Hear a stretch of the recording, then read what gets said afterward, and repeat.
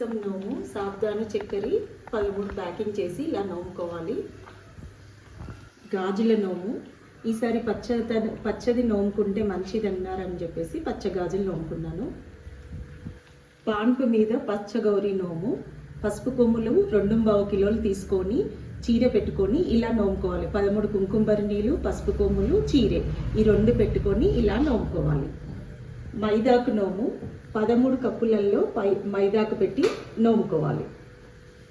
కాసుల పేర్ల నోములు అమ్మవారికి కాసుల పేర్లు వేసుకుంటే బాగుంటుందని చెప్పేసి 13 కాసుల పేర్లు తీసుకొచ్చి నోముకున్నాను.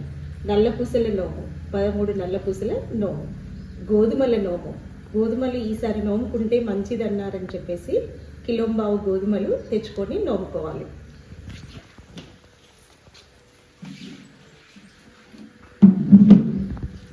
శనగల నోము ముగ్గు జల్లెల నోము చిలకల నోము మామిడి పండు తండ్రా నోము ఈసారి మామిడి పండు నోముకుంటే మంచిది అన్నారని చెప్పేసి తాండ్రా నాచురో చాక్లెట్ ఉంటుంది కదా అది తీసుకొచ్చుకొని నోముకున్నాను.